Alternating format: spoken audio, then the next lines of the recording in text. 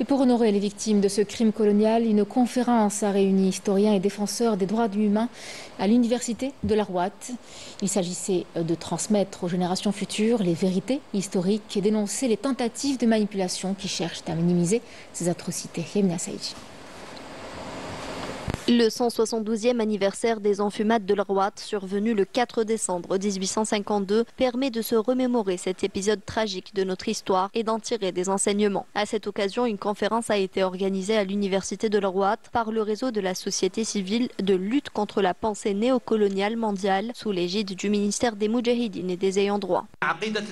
La doctrine de l'oppression des peuples colonisés et des massacres de masse demeure une caractéristique essentielle du colonialisme, à travers toutes les époques et toutes ses formes.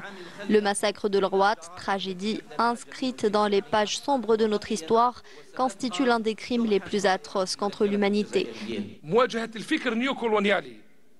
Le néocolonialisme, à travers ses démarches, s'efforce à blanchir ces atrocités en les présentant sous d'autres formes afin d'induire en erreur l'opinion publique mondiale.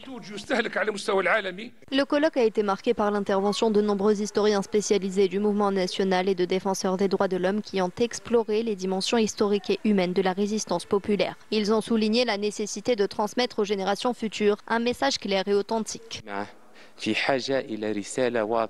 Il est primordial de transmettre aux générations futures un message clair et authentique à l'abri des manipulations visant à masquer les crimes commis contre les habitants de Larouate en 1852 et les années qui ont suivi.